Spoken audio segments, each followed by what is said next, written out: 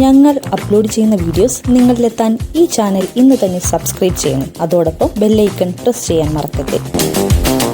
ശ്രീനിവാസന്റെ രചനയിൽ കമൽ സംവിധാനം ചെയ്ത സിനിമയാണ് 1995 തിയേറ്ററുകളിലെത്തിയ മഴയെത്തും മുൻപേ. മമ്മൂട്ടി, ശ്രീനിവാസൻ, ശോഭന, ആനി എന്നിവരാണ് കേന്ദ്ര കഥാപാത്രങ്ങളെ അവതരിപ്പിച്ചത്. ശ്രുതി എന്ന കോളേജ് വിദ്യാർത്ഥിനിയായിട്ടായിരുന്നു ആനി മഴയെത്തും മുൻപേ എന്ന ചിത്രത്തിൽ അഭിനയിച്ചത്. ഈ ചിത്രത്തെക്കുറിച്ചും തന്റെ കഥാപാത്രമായ ശ്രുതിയെക്കുറിച്ചും സംസാരിക്കുകയാണ് ആനി. തന്നെ പോലെയാണ് മഴയെത്തും മുൻപേയിലെ ശ്രുതിയെന്നും അതുകൊണ്ടാണ് ആ കഥാപാത്രത്തോട് നീതി പുലർത്താൻ കഴിഞ്ഞതെന്നും ആനി പറയുന്നു. അഭിനയിക്കേണ്ട, ജീവിച്ചാൽ മതിയെന്ന് സംവിധായകൻ കമൽ പറഞ്ഞെന്നും ആനി കൂട്ടിച്ചേർത്തു. അഭിനയിച്ച സിനിമകളിൽ നിന്ന് തനിക്ക് ഏറ്റവും ഇഷ്ടപ്പെട്ട കഥാപാത്രം അതാണെന്നും ശ്രുതിയിലൂടെയാണ് കൂടുതൽ ആളുകൾ തന്നെ തിരിച്ചറിഞ്ഞതെന്നും ആനി പറഞ്ഞു.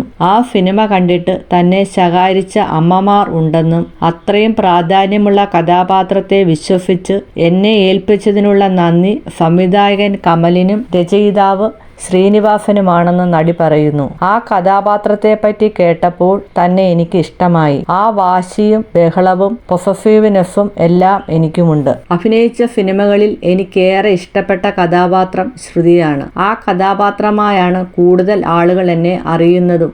എൻ്റെ അഭിനയ ജീവിതത്തിൻ്റെ ടേണിംഗ് പോയിന്റ് ആയിരുന്നു ശ്രുതി. അതുപോലെ തന്നെ ആളുകൾ നെഞ്ചിലേറ്റിയ കഥാപാത്രമാണ് സ്വപ്നലോകത്തെ ബാലഭാസ്കരൻ എന്ന സിനിമയിലെ ചന്ദ്രികയും.